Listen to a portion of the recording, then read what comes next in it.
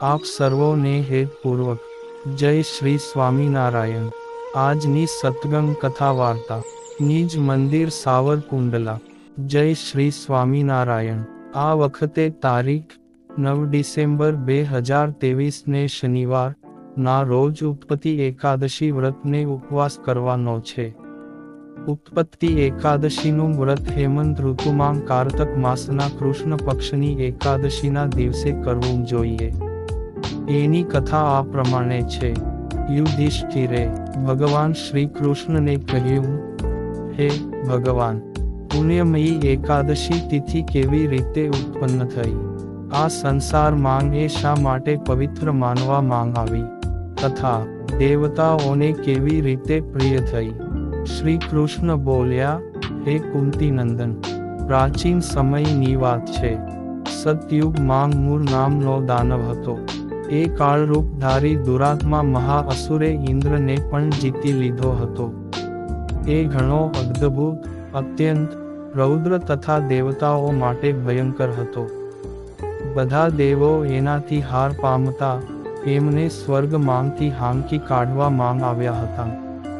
હાર પામતા દેવો શંકાશીલ તથા ભયભીત થઈને પૃથ્વી પર વિચર્યા કરતા હતા। એક દિવસ બધા દેવો મહાદેવજી પાસે ગયા। ત્યાં ઇન્દ્રે ભગવાન શિવ સમક્ષ સર્વ વૃત્તાંત કહી સંભળાવ્યું। ઇન્દ્ર બોલ્યા, હે મહેશ્વર, આ દેવો સ્વર્ગલોકથી ભ્રષ્ટ થઈને પૃથ્વી પર વિચરી રહ્યા છે। મનુષ્ય સાથે રહેવું અમને શોભતું નથી। દેવ, કોઈ ઉપાય બતાવો। દેવતાઓ કોનો સહારો લે? મહાદેવજી એ કહ્યું, હે દેવરાજ, જ્યાં બધાને શરણ આપનારા, બધાની રક્ષામાં તત્પર રહેનારા જગતના સ્વામી ભગવાન ગરુડધ્વજ બિરાજમાન છે, ત્યાં જાઓ। તેઓ તમારા સૌનું કલ્યાણ કરશે। ભગવાન શ્રી કૃષ્ણ કહે છે, હે યુધિષ્ઠિર, મહાદેવજીની વાત સાંભળીને પરમ બુદ્ધિમાન દેવરાજ ઇન્દ્ર બધા દેવો સાથે પરમ કૃપાળુ શ્રી હરિ પાસે ગયા। ભગવાન ગદાધર ક્ષીરસાગર માં વિશ્રામ કરી રહ્યા હતા। એમના દર્શન કરીને ઇન્દ્રે હાથ જોડીને એમની સ્તુતિનો આરંભ કર્યો। ઇન્દ્ર બોલ્યા, હે દેવ, આપને નમસ્કાર છે। દેવ, આપ જ પતિ, આપ જ મતિ, આપ જ કર્તા, આપ જ કારણ છો। આપ જ સૌની માતા અને આપ જ આ જગતના પિતા છો। હે ભગવાન, હે દેવેશ્વર, હે શરણાગત વત્સલ, અમે દેવો ભયભીત થઈને આપના શરણે આવ્યા છીએ। હે પ્રભો, અત્યંત ઉગ્ર સ્વભાવવાળા મહાબલી મૂર નામના દૈત્યે બધા દેવોને જીતીને એમને સ્વર્ગમાંથી કાઢી મૂક્યા છે। દેવો અને દાનવો બંને આપની વંદના કરે છે। હે પુંડરીકાક્ષ, આપ દૈત્યોના શત્રુ છો। હે મધુસૂદન, અમારી રક્ષા કરો। હે જગન્નાથ, બધા દેવો મૂર નામના દાનવથી ભયભીત થઈને આપના શરણે આવ્યા છે। હે ભક્તવત્સલ, અમને બચાવો।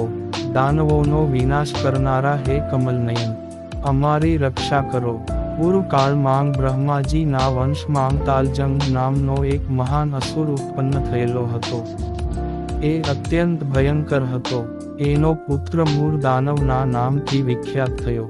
એ પણ મહાપરાક્રમી અને દેવો માટે ભયાનક છે। ચંદ્રાવતી નામે એક પ્રસિદ્ધ નગરી છે। એ માં જ સ્થાન બનાવીને એ નિવાસ કરે છે। એ દૈત્યે સમસ્ત દેવતાઓને હરાવીને એમને સ્વર્ગમાંથી કાઢી મૂક્યા છે। એણે એક બીજા જ ઇન્દ્રને સ્વર્ગનાં સિંહાસન પર બેસાડ્યા છે। અગ્નિ, ચંદ્રમા, સૂર્ય, વાયુ અને વરુણ પણ એણે બીજાને બનાવ્યા છે। હે જનાર્દન, હું સાચી વાત કહી રહ્યો છું। એણે દેવોના બધા જ સ્થાનો બીજાને આપી દીધા છે। દેવતાઓને તો એણે પ્રત્યેક સ્થાનથી વંચિત કરી દીધા છે। ઇન્દ્રનું કથન સાંભળીને ભગવાન વિષ્ણુને ઘણો જ ક્રોધ આવ્યો। તેઓ દેવતાને સાથે લઈને ચંદ્રાવતીપુરીમાં ગયા। એમણે જોયું કે દૈત્યરાજ વારંવાર ગર્જના કરી રહ્યો છે અને એનાથી ભયભીત થઈને બધા જ દેવો દસેય દિશાઓમાં ભાગી રહ્યા છે। ભગવાન વિષ્ણુને જોઈને દાનવ બોલ્યો, ઊભો રહે. એનો આ પડકાર સાંભળી ભગવાનના નેત્રો ક્રોધથી લાલ થઈ ગયા. તેઓ બોલ્યા, અરે દુરાચારી દાનવ, મારી આ ભુજાઓને જો. આમ કહીને શ્રી વિષ્ણુ ભગવાને પોતાના દિવ્ય બાણોથી સામે આવેલા દુષ્ટ દાનવોને મારવાનું શરૂ કર્યું. હે પાંડુનંદન, ત્યાર પછી શ્રી વિષ્ણુ ભગવાને દૈત્ય સેના પર ચક્રનો પ્રહાર કર્યો. એનાથી છીન ભિન્ન થઈને સેંકડો યોદ્ધાઓ મોતના મુખમાં ચાલ્યા ગયા. ત્યાર પછી ભગવાન મધુસૂદન બદ્રિકાશ્રમ ચાલ્યા ગયા. ત્યાં સિંહવતી નામની ગુફા હતી. એ 12 યોજન લાંબી હતી. હે પાંડુનંદન, એ ગુફાને એક જ દરવાજો હતો. ભગવાન વિષ્ણુ એમાં જઈને સૂઈ ગયા. દાનવે પણ ગુફામાં પ્રવેશ કર્યો. ત્યાં ભગવાનને સૂતેલા જોઈને એને ઘણોય હર્ષ થયો. એણે વિચાર્યું, આ દાનવોને ભય પમાડનાર દેવ છે. આથી વહેલી તકે એમને મારી નાખવા જોઈએ. હે યુધિષ્ઠિર, દાનવ આમ વિચારતો જ હતો. ત્યાં જ ભગવાન વિષ્ણુના શરીરમાંથી એક કન્યા પ્રગટ થઈ. એ ખૂબ જ રૂપવતી, સૌભાગ્યશાળી તથા દિવ્ય અસ્ત્ર શસ્ત્રથી યુક્ત હતી. એ ભગવાનના તેજના અંશમાંથી ઉત્પન્ન થઈ હતી. એનું બળ અને પરાક્રમ મહાન હતું. હે યુધિષ્ઠિર, દાનવ રાજ મુરે એ કન્યાને જોઈ. પછી કન્યા એ યુદ્ધનો વિચાર કરીને દાનવને યુદ્ધ માટે પડકારીને યુદ્ધ છેડ્યું. કન્યા બધા પ્રકારની યુદ્ધ કળામાં હોશિયાર હતી. એ મૂર નામનો મહાન અસુર, એના હુંકાર માત્રથી રાખનો ઢગલો થઈ ગયો. દાનવના મરી ગયા પછી ભગવાન જાગી ઉઠ્યા. એમણે દાનવને ધરતી પર પડેલો જોઈને પૂછ્યું, મારો આ શત્રુ અત્યંત ઉગ્ર અને ભયંકર હતો. કોને આનો વધ કર્યો છે? તમારા આ કાર્યથી 3 લોકના મુનિઓ અને દેવો આનંદિત થયા છે.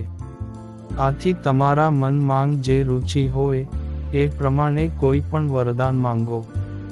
દેવ દુર્લભ હોવા છતાં એ વરદાન હું તમને આપીશ. એ કન્યા સાક્ષાત એકાદશી જ હતી.